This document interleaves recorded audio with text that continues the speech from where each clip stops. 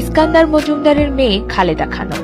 দিনাজপুরের শান্ত পরিবেশ, সাধারণ এক মধ্যবিত্ত সংসার, সাদামাটা স্বপ্ন।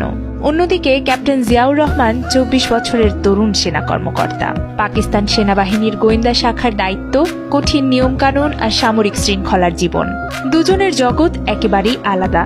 একদিকে ঘর পরিবারে বড় হওয়া লাজুক কিশোরী, অন্যদিকে যুদ্ধ প্রস্তুত একজন অফিসার।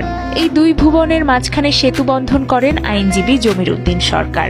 তার উদ্যোগেই ওই বছরের আগস্টে সম্পন্ন হয় জিয়া খালেদার বিয়ে। সরল অনাড়ম্বর ঘরোয়া আয়োজন।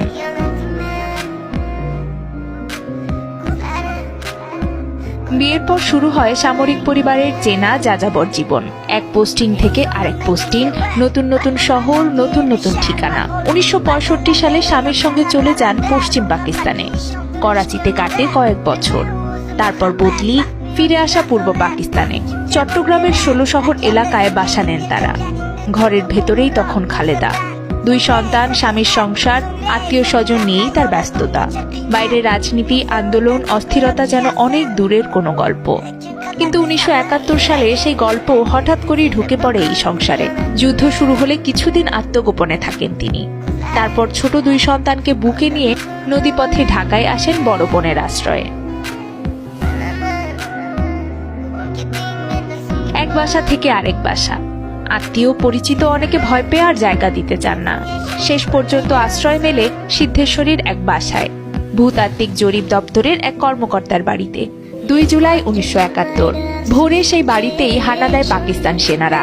২ ছোট সন্তানকে নিয়ে খালেদা জিয়াকে আটক করে নিয়ে যাওয়া হয়। প্রথমে পুরনো সংসদ ভবনের একটি কক্ষে, পরে ঢাকা ক্যান্টনমেন্টের একটি বাড়িতে বন্দি রাখা হয় তাদের। বাইরে তখন স্বামী জিয়াউর রহমান মুক্তিযুদ্ধে, ভেতরে ক্যান্টনমেন্টের এক ঘরে গুলির শব্দ আর অনিশ্চয়তার মধ্যে দিন কাটে খালেদার। সন্তানদের কাছে টেনে রেখে তিনি চেষ্টা করেন শান্ত থাকার, শক্ত থাকার। শত্রু সেনাদের হেফাজতে ছিলেন তিনি মেজর জেনারেল জামশেদের অধীনে। পরে এক চিঠিতে মুক্তিবাহিনীর কমান্ডার জিয়া সেই জেনারেলকে সতর্ক করে লেখেন, আমার স্ত্রী আপনার হেফাজতে আছেন, তাকে অসম্মান করলে একদিন আপনাকে আমি শাস্তি দেব।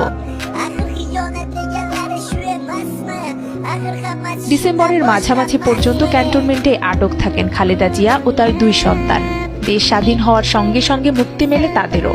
কিন্তু সেই কয়েক মাসের বন্দি জীবন তার ভিতর তৈরি করে অদেখা এক শক্তি, এক নীরব দৃঢ়তা।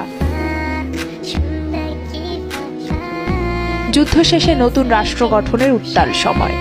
ধীরে ধীরে সক্রিয় রাজনীতির ময়দানে এগিয়ে আসেন জিয়াউর রহমান। পরে তিনি হন বাংলাদেশের রাষ্ট্রপতি আর খালেদা